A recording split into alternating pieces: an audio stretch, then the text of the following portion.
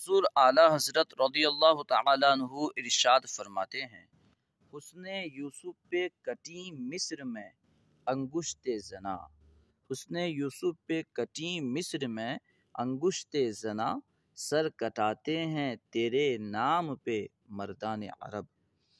علم بدیع کی ایک صنعت ہے، صنعت مقابلہ۔ صنعت مقابلہ میں کیا ہوتا ہے؟ پہلے دو یا دو سے زیادہ الفاظ کو ذکر کیا جاتا ہے، پھر ان کے مقابل کو ذکر کیا جاتا ہے۔ اس میں بعض لوگوں نے ترتیب کے ساتھ ذکر کرنے کی شرط لگائی ہے، اور بعض لوگوں نے ترتیب کے بغیر بھی اگر ذکر کیا جائے شعر میں تو اس کو بھی مقابلہ میں شمار کرتے ہیں۔ تو حضور اعلیٰ حضرت رضی اللہ تعالیٰ عنہ نے اس میں اس صنعت کو کس طرح استعمال کیا، اس پہ غور کریں۔ صنعت مقابلہ کو سمجھنے کے لیے اس آیت کریمہ کو دیکھیے، فَلْيَضْحَكُوا قَلِيلًا وَلْيَبْكُوا كَثِيرًا۔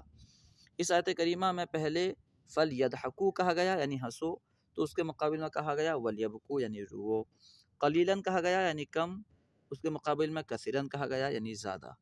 تو یضحکوا کے مقابل میں یبکو، قلیلاً کے مقابل میں کثیراً کہا گیا۔ یہ ہے صنعت مقابلہ، اس سے خوبصورتی پیدا ہوتی ہے۔ اب حضور اعلیٰ حضرت کے شعر پہ غور کرتے جائیں۔ حضور اعلیٰ حضرت نے کس طرح صنعت مقابلہ کا ذکر کیا ہے۔ کہا جاتا ہے کہ اردو شاعری میں اس سے زیادہ صنعت مقابلہ کسی شعر میں نہیں پائی جاتی۔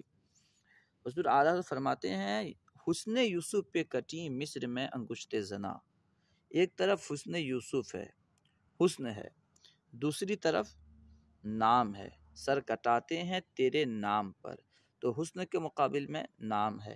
حسن تو ایسی چیز ہے جس پہ ہر کوئی فدا ہو جاتا ہے، مگر نام پر اپنے آپ کو مٹا دینا، اپنا سر قربان کر دینا، یہ بڑی بات ہے۔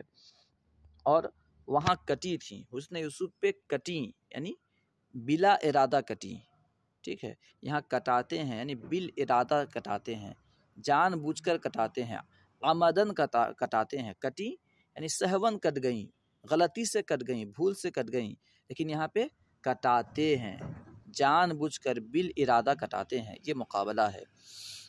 تو کٹ جانا یہ تو عام سی بات ہے، لیکن کسی کے نام پر سر کٹانا یہ بڑی بات ہے۔ اور پھر کٹی یہ ماضی ہے، یعنی ایک مرتبہ کٹی، یہاں کٹاتے ہیں، اس میں استمرار ہے، کٹاتے ہیں، ٹھیک ہے۔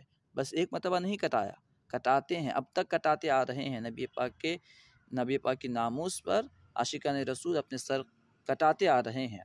تو حسن یوسف پہ کٹی مصر میں انگشت زنا، سر کٹاتے ہیں تیرے نام پر مردان عرب۔ وہاں پہ کیا کٹی تھی؟ انگشت زنا، انگلیاں کٹی تھی۔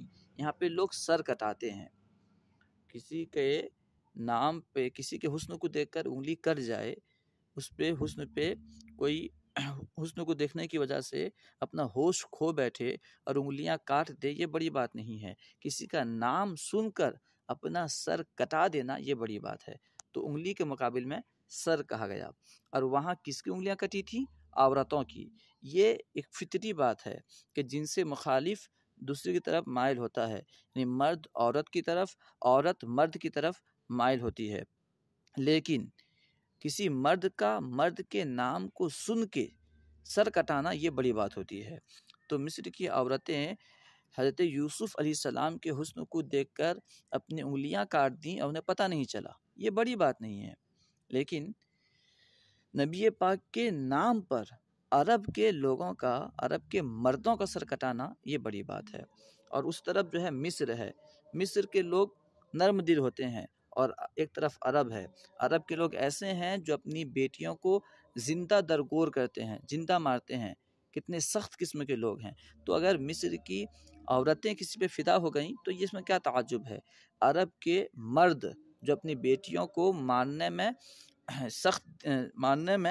رحم کا اظہار نہیں کرتے تھے، مارنے میں بھی ان کے دل پر رحم پیدا نہیں ہوتا تھا، ایسے سخت دل اگر کسی کے نام پر اپنا سر قربان کر دیں تو یہ بڑی بات ہے۔ تو اس میں اگر دیکھا جائے تقریباً 6-7 چیزوں میں جو ہے حضور اعلیٰ حضرت نے مقابلہ کیا ہے۔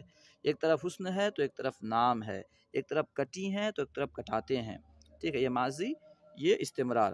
اور دوسرا دیکھیں تو اس میں بلا ارادہ، اس میں بال ارادہ، ایک طرف انگلیاں ہیں ایک طرف سر ہے، ایک طرف عورتیں ہیں، ایک طرف مرد ہیں، ایک طرف مصر ہے تو ایک طرف عرب ہے۔ حضور اعلیٰ حضرت یقیناً امام الکلام اور کلام الامام ہے۔ حضور اعلیٰ حضرت کا شعر پھر سے دیکھیے، حسن یوسف پہ کٹیں مصر میں انگشت زنا، سر کٹاتے ہیں تیرے نام پہ مردان عرب۔